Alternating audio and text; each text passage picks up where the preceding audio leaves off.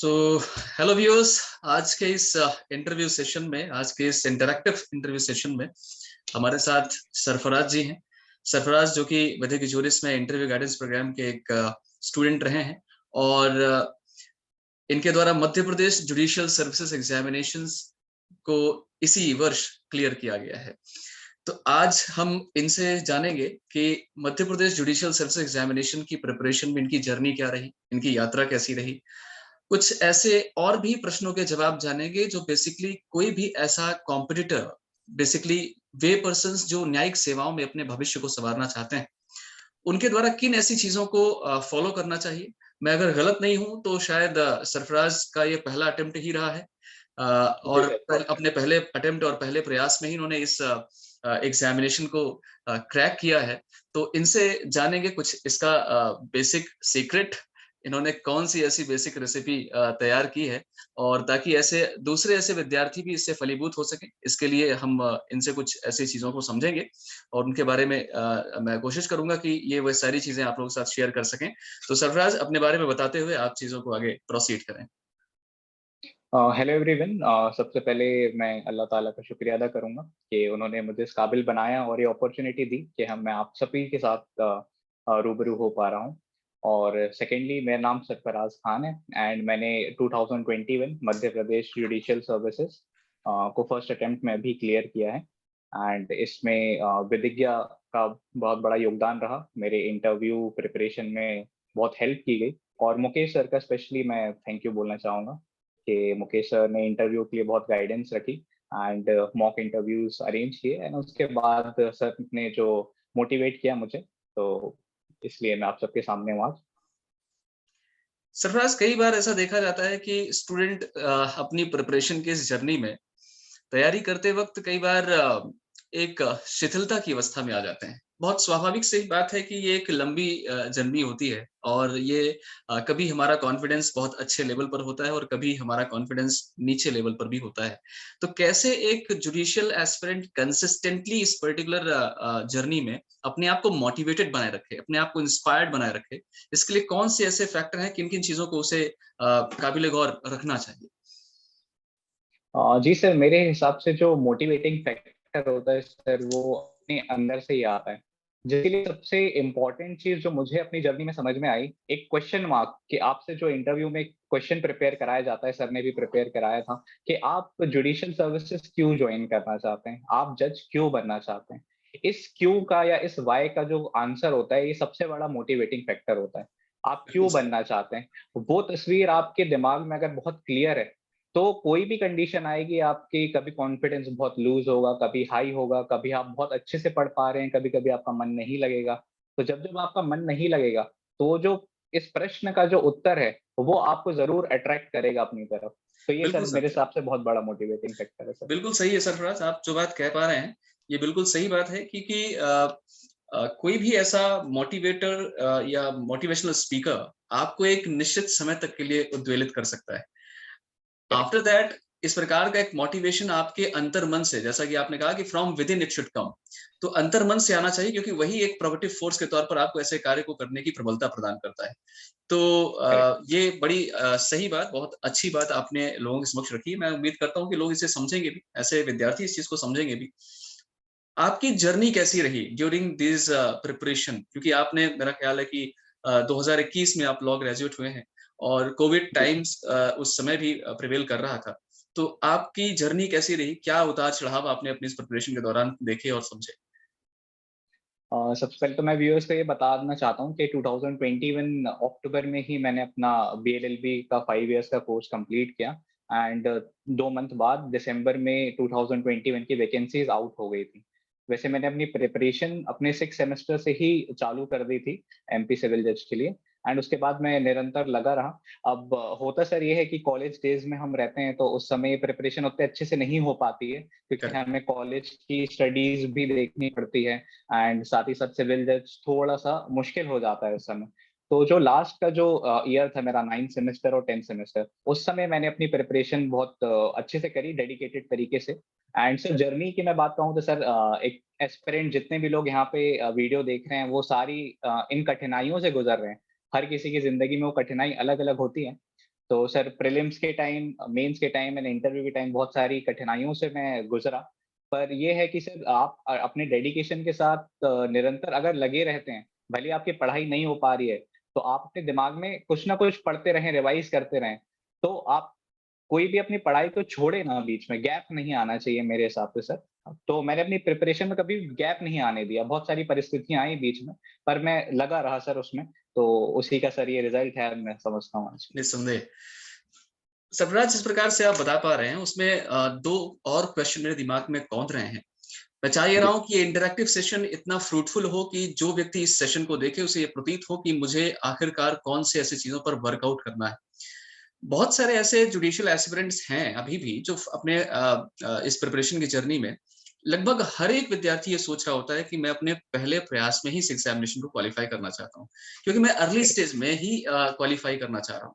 तो जो व्यक्ति ये सोच रहा है कि मैं अपने पहले प्रयास में ही इस एग्जामिनेशन को क्वालिफाई करना चाह रहा हूँ, तो आप अपने अनुभवों से, अपने ज्ञान के आधार पर आप कौन से ऐसे इंपॉर्टेंट की पॉइंट्स हैं जो उनके लिए आप सजेस्ट करेंगे, ताकि वो उन चीज़ों पर गौर कर सकें? सर सबसे पहले जो मुझे लगता है कि सर लोग ये बोलते हैं कि आपको बहुत हार्ड वर्क करना पड़ेगा एमपी सिविल जज निकालने के लिए या कोई भी जुडिशरी एग्जाम निकालने के लिए। पर मेरा मानना स्टार्टिंग से ये रहा है कि हार्ड वर्क से ज़्यादा आप स्मार्ट वर्क करें। क्योंकि सबसे पहले तो आप प्रीवियस ईयर के क्वेश्चन पेपर्स देखें। आपको एक पोर्शन पता चल जाएगा कि एमपी सिविल जज को अगर आप टारगेट कर रहे हैं, तो किस पोर्शन से, हर सब्जेक्ट का एक पर्टिकुलर पोर्शन होता है, जहाँ से क्वेश्चंस बनते हैं, कहीं रिपीट भी होते हैं क्वेश्चन। तो उन क्वेश्चंस पे ज़्यादा फोकस रखें। सबसे पहली चीज़ तो ये स्मार्ट वर्क, कि आप अपनी प्लानिंग अपनी जो है बना के रखें। भले ही आप अपने कॉलेज डेज़ में, आपको पता है कि जब आपके 6 मंथ के बाद सेमेस्टर के एग्ज़ाम आ सकते हैं, तो हुँ। वो 2 मंथ आप बिल्कुल डेडिकेटेड रहें अपने कॉलेज के एग्ज़ाम्स में, उसकी प्रिपरेशन में। और उसके पहले आप अपना टाइम शेड्यूल बना के प्लानिंग के साथ, स्ट्रैटेजी के साथ अपने जो सिविल जज के सब्जेक्ट्स हैं, वो निपटा लें। तो सर प्लानिंग एंड जो स्मार्ट वर्क है सर, वो एक ये 2 की पॉइंट है जो सबसे ज़्यादा इम्पोर्टेंट मुझे लगते हैं सर। जितना कुछ मैं सरफराज के द्वारा दिए गए इस अभिव्यक्ति से समझ पा रहा हूँ, मुझे लगता है कि इनका कहना उचित है कि अगर आप अपने चूँकि आजकल बच्चे 3rd year, 4th year, 5th year से ही तैयारी करना शुरू कर देते हैं, तो कॉलेज के एग्ज़ाम्स, कॉलेज की पढ़ाई और उसके साथ जुडिशियल सर्विसेज़ की प्रिपरेशन में आपका सबसे अहम रोल है टाइम मैनेजमेंट का। क्योंकि आपकी तरफ अपने एलएलबी का भी टेंशन है और अपनी प्रिपरेशन की भी टेंशन है। तो आपको दोनों के बीच समय का प्रबंधन किस प्रकार से करना है, टाइम कैसे मैनेज करना है, इस पर ज़रूर गौर करना चाहिए।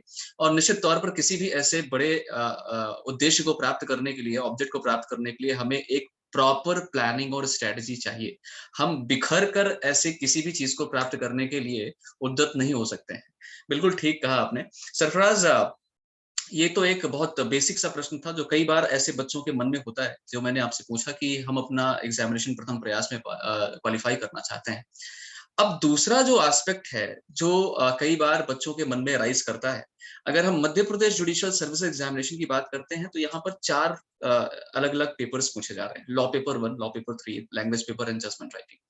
अब इस पर्टिकुलर सेगमेंट में, इस पर्टिकुलर स्ट्रक्चर में, एक तरफ बच्चा ये तो समझ रहा है कि वो अपने लॉ के पोर्शन्स को बहुत अच्छे से कंप्लीट कर सकता है। जहाँ तक सवाल लैंग्वेज सेक्शन का है, उसमें भी टू द पॉइंट ट्रांसलेशन और आर्टिकल राइटिंग। कई बार मैंने ऐसा देखा है, ऐसे बच्चों के बीच में भी कि इस पर्टिकुलर पेपर को लेकर के बहुत ज़्यादा संजीदा नहीं होते। वो बहुत सीरियस नहीं होते। उसे बहुत नाज़ुक तरीके से वो डील करते हैं। और जजमेंट राइटिंग तो ठीक है, अपना एक पार्ट ऑफ सिलेबस के तौर पर ऐड ऑन है, तो उस पर एक ऐसी स्थिति निर्मित हो जाती है, काफ़ी बार प्रैक्टिस करने के बाद कि उसके फॉर्मेट और उन सारी चीज़ों को लेकर के वो प्रैक्टिस कर सकते हैं। तो जो बच्चे डिफिकल्टी फेस करते हैं आपके ट्रांसलेशन के पेपर में और आर्टिकल राइटिंग के पेपर में, इसके बारे में आप क्या कहेंगे? सर स्टार्टिंग जब मैंने अपनी प्रिपरेशन स्टार्ट करी थी, तो मेरा मानना ये था कि जो लॉ के पेपर्स होते हैं, एक सिविल का जो पेपर होता है और एक क्रिमिनल का पेपर होता है। तो मुझे स्टार्टिंग से ये लगता था कि जो फर्स्ट टाइम एग्ज़ाम दे रहा है और जो जिसका 4th या 5th अटेम्प्ट है, हुँ, तो दोनों ही जो एस्पिरेंट्स हैं, उन्हें लॉ तो पता है। सबको हुँ, अच्छे से पता है, सबने सीआरपीसी, सीपीसी सबने बहुत अच्छे से पढ़ी है। पर मेरा मानना यही था कि जो 2 अलग पेपर आते हैं, आर्टिकल राइटिंग, ट्रांसलेशन का पेपर है एंड जजमेंट राइटिंग का है। तो हमेशा मैंने फ़ोकस अपना ज़्यादा इन पेपर्स पे दिया है, हुँ, क्योंकि मेरा मानना ये था कि कॉम्पिटिशन जो है वो लॉ के पेपर्स में नहीं है, कॉम्पिटिशन यहाँ पे है। तो मैंने स्टार्टिंग से ट्रांसलेशन पे बहुत ध्यान दिया, क्योंकि मेरा मानना ये था कि ट्रांसलेशन में मैं थोड़ा-सा वीक था, क्योंकि बहुत से एस्पिरेंट्स होंगे जो इंग्लिश मीडियम स्कूल से पढ़े हैं, तो उनको हिंदी में ट्रांसलेट करना, हिंदी लिखना काफी कठिन लगता था। तो मेरे साथ भी सेम प्रॉब्लम थी। तो मैंने सर ये किया कि मैंने टारगेट किया लीगल ट्रांसलेशन को। तो जो हमारे बेयर एक्ट्स होते हैं, तो बेयर एक्ट्स मैंने स्टार्टिंग से ही डिग्लॉट परचेज किए थे। एक साइड जस्ट में इंग्लिश रहता है, हिंदी रहता है। तो उन्हीं को मैंने ट्रांसलेट करने की कोशिश करी, जो जो इंपॉर्टेंट लाइंस मुझे लगती थी सीआरपीसी एविडेंस कॉन्स्टिट्यूशन में, तो उन्हीं को मैं ट्रांसलेट करता था, उन्हीं को मैं प्रैक्टिस करता था। एंड लकीली सर मेरा लक अच्छा था शायद कि इस बार के पेपर में लीगल ट्रांसलेशन आई, और बहुत सारे जो सेंटेंस थे वो मुझे वैसे ही मिल गए जो मैंने प्रैक्टिस किए थे। प्रैक्टिस किए थे। तो सर ये ट्रांसलेशन का इस तरीके से मैंने प्रिपरेशन करी थी। एंड सर आर्टिकल राइटिंग का जिस तरीके से आपने पूछा, आर्टिकल राइटिंग का ये है कि थोड़ी आपकी रिसर्च वर्क उसमें अच्छी होनी चाहिए, और आपका जो एक इंट्यूशन होता है कि कौन सा टॉपिक इस समय बहुत ही बर्निंग टॉपिक है। है, हम्म। बर्निंग है इस समय। तो वो सारे टॉपिक मैं क्या करता हूँ सर अपनी प्रिपरेशन में, 2019 से ही मैंने जो है मॉर्निंग में उठ के जो भी न्यूज़पेपर है, न्यूज़पेपर हो पढ़ सकते हो आप, न्यूज़पेपर पढ़िए, आप ऑनलाइन रिसोर्सेज को यूज़ कर सकते हैं, उन्हें यूज़ हम्म। करिए। वहाँ से आप कुछ नहीं करिए, बस टॉपिक लिख के रख लीजिए, क्योंकि आपके दिमाग में रहेगा कि 2019 में, 20 में, 21 में ये टॉपिक बर्निंग थे, तो आपके पास टॉपिक की लिस्ट उस समय रहेगी। वरना ये होता है सर कि हमारा प्रीलिम्स जो है वो क्लियर हो जाता है, उसके बाद फिर हम रिसर्च करने बैठते हैं कि पहले कौन से टॉपिक्स बर्निंग थे। तो आपके पास ऑलरेडी जब लिस्ट रहेगी, तो उसके बाद आपको प्रिपरेशन करने में बहुत हेल्प करेगी। तो ये सर स्टार्टिंग में मैंने आपको बताया प्लानिंग, तो ये प्लानिंग मुझे बहुत काम आई आर्टिकल राइटिंग में। तो इस तरीके से सर इस पेपर की मैंने प्रिपरेशन करी। बिल्कुल ठीक। कुछ और ऐसी कन्फ्यूजन्स कई बार जुडिशियल एस्पिरेंट के मन में होती है सरफराज, कि हम मेंस एग्जामिनेशन में बेसिकली जो लॉ क्वेश्चन पूछे जा रहे हैं, उन लॉ क्वेश्चंस की आंसर राइटिंग को कैसे कंप्लीट करें, या उसका बेसिक फॉर्मूला या स्ट्रक्चर क्या होना चाहिए। और सबसे महत्वपूर्ण बात इसके अंदर भी, कि कई बार बच्चों के दिमाग में ये एक भ्रम की स्थिति उत्पन्न होती है कि क्या बेरक मुझे एज इट इज याद होनी चाहिए तभी हमारा सिलेक्शन होगा। तो इन सब चीजों के बारे में आपका क्या अनुभव रहा है? हाँ सर, एक बहुत ये क्वेश्चन रहता है कि आंसर फ्रेमिंग किस तरीके से करें। तो कई लोगों का ये मानना होता है कि जो हम पैराग्राफ फॉर्म में आंसर लिखते हैं, तो आपको पैराग्राफ में लिखना चाहिए। एंड मैंने भी कई सीनियर्स से अपने पूछा, तो उन्होंने कहा कि नहीं, आप पॉइंट वाइज लिखिए। हम्म। कई लोग बोलते हैं कि आप डायरेक्ट एज इट इज लिखिए, कई लोग बोलते हम्म। हैं नहीं चल जाता है। पर सर जिस तरीके से मैंने आंसर लिखे और मुझे मार्क्स मिले, तो मैं अपना फॉर्मेट आपको शेयर कर सकता हूँ कि हम्म। मैंने बहुत सारी चीजें सुनी, ये कि हम्म। पैराग्राफ फॉर्म में भी लिखना है, पॉइंट वाइज भी लिखना है, तो मैंने सर दोनों को मर्ज कर लिया अपने हम्म। आंसर। तो मैंने कोशिश ये करी कि जो चेकर्स होते हैं, जो भी चेक करता है पेपर, तो मेरा मानना ये रहा है कि आप अगर चेकर को बहुत सिंप्लीफाइड वे में अपने आंसर्स को लिख के देते हैं, उनके लिए काम आसान कर देते हैं चेक करना, तो वो जरूर आपको मार्क्स अच्छे देंगे। मेरा मानना ये था स्टार्टिंग से। तो मैंने अपने हर आंसर को पॉइंट वाइज डिवाइड करने की कोशिश करी। हम्म। तो पॉइंटर्स में आप आंसर्स लिखेंगे, तो सामने वाले के लिए जो चेकर है उसके लिए काम आसान होगा, और आपके लिए भी लिखना वहां पे ईजी हो जाता है। करेक्ट। सेकेंड क्वेश्चन जो सर ने पूछा कि जो बेयर एक्ट क्या हमें एज इट इज लिखना पड़ता है, तो मेरा मानना ये है कि बेयर एक्ट के जो असेंशियल इंग्रेडिएंट्स होते हैं, वो जरूर आपके आंसर्स में आने चाहिए। उसको भी आप बहुत सजा के अच्छे से लिख सकते हैं कि आप फॉर एग्जांपल एक छोटा सा इंट्रोडक्शन लिखिए। फॉर्मेट की अगर मैं बात करूं, तो एक बहुत ही नॉर्मल सा आप इंट्रोडक्शन लिखिए, कोई टॉपिक पे आप क्या समझते हैं, तो वो एक इंट्रोडक्शन लिख दीजिए, कौन से चैप्टर में ये टॉपिक दिया है, कौन से सेक्शन में ये टॉपिक दिया हुआ है, छोटा सा इंट्रोडक्शन। उसके बाद जो मेन चीज आपसे क्वेश्चन में पूछी गई है, तो उस चीज की जरूर आप वहां पे हेडिंग डालिए। जैसे फॉर एग्जांपल सीआरपीसी का ऑल्ट्रेशन ऑफ चार्ज पूछा गया था, तो आप उसकी हेडिंग डाल दीजिए ऑल्ट्रेशन ऑफ चार्ज, और उसके बाद जो सेक्शन दिया है उसे पॉइंट वाइज डिवाइड करके लिख दीजिए। तो जो पॉइंट है उसके नीचे मैंने क्या किया सर कि जो एसेंशियल इंग्रेडिएंट्स होते हैं उनकी मैंने सब हेडिंग्स बनाई, और उसके अंदर मैं उस सब हेडिंग से क्या समझता हूँ, तो हम्म। मैंने अपनी लैंग्वेज में उसे लिखने की कोशिश करी। हम्म। तो मेरा दोनों काम हो गया कि मैंने बेरेक्ट भी चेकर को दिखा दिया कि मुझे बेरेक्ट का भी नॉलेज है, एंड बेरेक्ट से मैंने क्या समझा, तो मैंने अपनी लैंग्वेज भी उसमें लिखने की कोशिश करी। और अगर Yes. कोई रेलेवेंसी आपको याद है, सेकंड चीज, अगर कोई सब चीज से रेलेवेंट हो रही है वो चीज, कोई सेक्शन आपको दूसरे सब्जेक्ट का याद है, तो वो रेलेवेंसी भी आप लिखते हैं, तो चेकर्स को मुझे ऐसा लगता है कि आपका आंसर पसंद आता है। तो ये सर ये स्ट्रक्चर मैंने फॉलो किया। एंड बिल्कुल ठीक।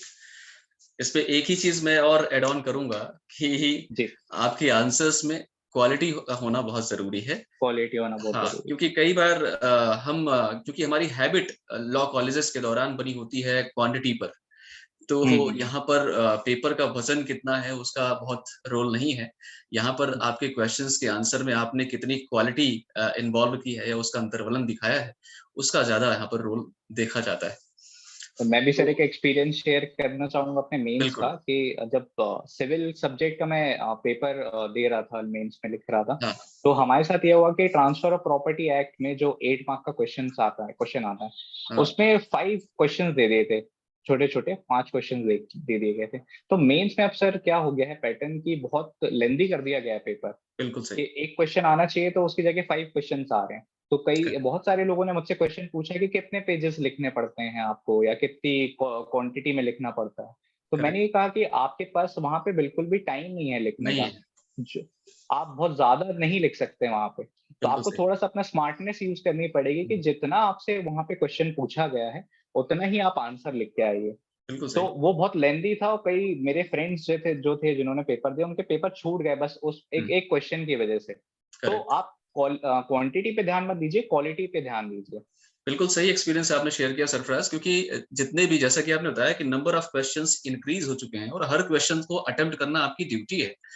तो जी। ऐसे सिचुएशन में आपके पास एक टाइम बाउंड मैनर में ही आप उसका आंसर लिख पाएँगे। तो इसके लिए करेक्ट। आपको उसमें क्या लिखना है, उसके लिए आपको प्रायरली ही रिगरस प्रैक्टिस करके रखनी होगी। अगर कोई स्टूडेंट ये सोच रहा है कि मैं डायरेक्टली अभी सारी चीज़ें याद कर लेता हूँ और at the time of examination मैं अपना पूरा जौहर लगा दूँगा, तो ये बड़ा मुश्किल है, बड़ा डिफ़िकल्ट है कि हम उस समय अपनी आंसर राइटिंग में वो स्किल दिखा सकें, वो कौशलता दिखा सकें कि आपके आंसर राइटिंग में उस तरह का नंबर मिल सके। तो इसके लिए आपको प्रायरली बहुत सारी प्रैक्टिस करनी ज़रूरी रहती है। बिल्कुल करेक्ट। ओवरऑल सरफराज जब आप इंटरव्यू में अपीयर हुए, कैसा रहा आपका इंटरव्यू और किस प्रकार के क्वेश्चन्स आपसे पूछे गए? और आप अपकमिंग जुडिशियल सर्विसेज़ में आने वाले उन विद्यार्थियों के लिए जो इसके लिए प्रिपेयर कर रहे हैं, उनको अपने साक्षात्कार के इस स्टेज के लिए कैसे प्रिपेयर करना चाहिए इसके बारे में आपका क्या अनुभव रहा है? सर इंटरव्यू के लिए तो सबसे पहले मैं 2 ही एडवाइस देना चाहूँगा सारे एस्पिरेंट्स को जो भी यहाँ पे देख रहे हैं, कि आप इंटरव्यू में एकदम ऑनेस्ट रहें। हुँ, आपको जो भी चीज़ बनती है, आपसे जो भी क्वेश्चन पूछे जाते हैं, वो क्वेश्चन आपको अगर बनता है, तो आप बहुत ही विनम्र तौर से बिल्कुल कॉन्फिडेंट होके, विदाउट नर्वस हुए, आप वो उसका आंसर दीजिए। और आपको दूसरी चीज़ कि कोई भी वहाँ पे गलत आंसर नहीं देना है। कई बार ऐसी हो जाती है चीज़ें कि हम क्वेश्चन हमें नहीं समझ में आया या हमें नहीं बनता है, तो हम बिल्कुल, कुछ और बोलने लग जाते हैं, कुछ और आंसर देने लग जाते हैं। तो ये चीज़ हमें बिल्कुल नहीं करना है, हमें वहाँ बिल्कुल ऑनेस्ट रहना है, कि आपको जो चीज़ बन रही है आप उसमें आंसर दीजिए बिल्कुल, और नहीं बन रही है, तो आप वहाँ पे सॉरी बोल दीजिए। बिल्कुल सही। एंड सर सेकंड चीज़, आपका सबसे बड़ा साथी होता है इंटरव्यू में आपकी स्माइल। हुँ, अगर आप ओवरऑल स्माइल करते रहेंगे, जैसे कि सर ने भी मुझे मॉक इंटरव्यू टाइम सिखाया था, कि आप एक स्माइल ज़रूर मेंटेन करके रखिए अपने इंटरव्यू के दौरान। अगर वहाँ पे आपने नर्वसनेस शो करी, तो मुझे लगता है वो आपके लिए नेगेटिव जा सकता है। नेगेटिव जा सकता है। तो आप बिल्कुल वहाँ पे स्माइल बना के रखिए। एंड इंटरव्यू का सर एक्सपीरियंस मैं बताऊँ कि जब हम प्रैक्टिस कर रहे थे, तो उस समय बहुत सारे आप मॉक इंटरव्यूज़ देते हैं, बहुत सारे लोगों की आपको बातें पता चलती है कि आपको इंग्लिश में ही बोलना है, आपको करेक्ट, हिंदी में ही बोलना है। तो जितने भी एस्पिरेंट यहाँ पे हैं, मैं उनको ये बता दूँ कि ऐसे लैंग्वेज का वहाँ पे कोई भी बार नहीं होता कोई है। बात नहीं। आपसे वहाँ पे नॉर्मल क्वेश्चंस पूछे जाते हैं, आप इंग्लिश मीडियम के हो या हिंदी मीडियम के हो। पहली चीज़ आपके वहाँ पे कॉन्सेप्ट चेक किए जाते हैं। पहली चीज़ बिल्कुल तो सही, आप वहाँ पे एंटर होते हो तो आपकी पर्सनैलिटी ऑब्वियसली वहाँ पे चेक की जाती है, आप कैसे चल रहे हैं, कैसे बात कर रहे हैं, तो ये सबको ही पता होता है। दूसरा वहाँ पे मुझे जो फ़ील हुआ सर, कि आपका कॉन्सेप्ट कितना क्लियर है, वो चेक करने के लिए हाई कोर्ट के जो इंटरव्यू बोर्ड होती है वहाँ पे बैठी है। आपके कॉन्सेप्ट्स अगर क्लियर हैं तो बहुत अच्छी बात है।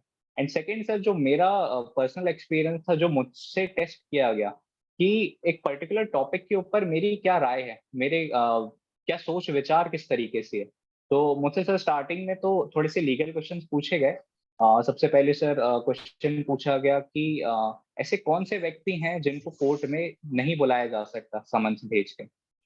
तो अब बहुत ही वेग सा क्वेश्चन था कि क्रिमिनल है, ये सिविल है। तो मुझे क्लिक किया कि सिविल में सेक्शन 132, 133 वहाँ पे सारे व्यक्तियों की लिस्ट दी हो गई है। लिस्ट प्रोवाइड तो सेक्शंस मैंने वहाँ पे रिलेवेंट बताए उन्हें, और कि इन लोगों को नहीं बुलाया जा सकता। फिर सेकंड काउंटर क्वेश्चन था उसी का, कि क्या एक जज को भी समन्स भेज के कोर्ट में बुलाया जा सकता है, एक जुडिशियल मजिस्ट्रेट को? तो वहीं पे सेक्शन दिया गया है सिविल में, तो सर मैंने सेक्शन रिलेवेंट करके बता दिया।